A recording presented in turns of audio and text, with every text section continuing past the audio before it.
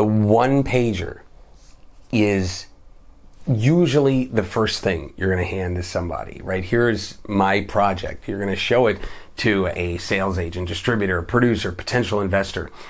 Even before the business plan, many times, especially on the early meetings, it's strange to be like, here's the full business plan, or even worse than that, the full investment documents. You don't do that from the start, but it's kind of like, here it is. This is what I'm putting together. So how do you make it work and not do the bad effect, which would be turn the person off? You know, when they see it and they go, oh, this is amateur. That's truly judging a book by its cover, and that's important. I have seen this where people do something in Microsoft Word with word art or something like that, and just something that does not look professional in any way, shape, or form. And when they hand me that one sheet, here's the movie I'm trying to put together, in my head I'm going, amateur, right? And so I'm not going to be involved with this person, right? I don't want to go down this road if they can't even handle that.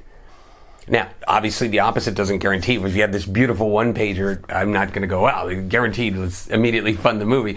But what it does is it puts you in the right position. You never want to be in that first position where you're labeled as an amateur and put in that box. So it needs to be professional. If you are not a professional graphic artist, you need someone to design conceptual art for you, okay?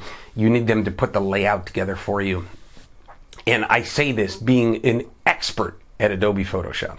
Been doing it for years, but I still don't create the stuff myself. I can move elements around, change sizes, resolutions, extend things, use the AI to generative fill, all that stuff, but I don't create art from scratch.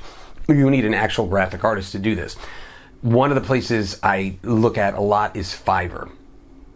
Fiverr is a site where you can hire someone to do gig work for you.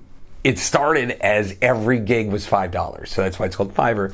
But now it's all professionals, and you can go up. You know, there's unlimited things that you can buy and add on. You can search for movie posters and find ones that you like that attract your eye and look professional, and pay someone to design that poster. And that could be conceptual art. Like, here's an example of when I put the movie Ask Me to Dance together, didn't know who was going to play what, didn't know a ton about what the movie was specifically going to be like or look like, but here's an example of conceptual art. You don't see the faces. It's kind of in the vein of So You Think You Can Dance, and from that, it looks professional, okay? And that's a key. So now I have that movie poster that I've designed, and again, if you don't have the actors, you do something like that where you don't see them. They're silhouettes, or you don't see the faces or something like that. And then what I would do on the back is put a synopsis and then put pictures of the key people involved, any cast I have attached, who's going to direct the film, any value. If I have a sales agent or distributor, you put their logo on there, and then something like in development or in pre-production or shooting this October, all of those details on the back, but just really bullet pointed stuff, right? And so I print that up. You can do it in 8x10, 8.5, 11, or you can do a 4x6 postcard. I would stay away from the teeny postcards because I think though you can make them look good, they're just a little bit small sometimes when you get somebody a little bit older like myself that's a little bit tougher to read. I don't want to have to put on my glasses to look at it and stuff. So I would say 4x6 postcard, inches all the way up to 8.5, 11. You don't want to do this gigantic poster 12x18 or something like that. So in those ranges, 4x6 being the low end, high 8.5, 11, in those ranges, or for the people overseas, I believe it's A4 would be the size. So yeah, and you put that all together. But again, do it professionally. If you don't do it professionally, you are just doing yourself a disservice.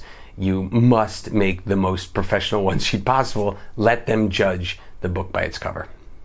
Hey everybody, quick pitch on the Movie Producer Mastermind at Filmmaking Stuff HQ. If you want to learn how to finance your film, make your film, and then sell it and distribute it, this is where you need to be. It's the ultimate resource for putting your movie together. If you want to make your dream come true, you're going to want to check it out.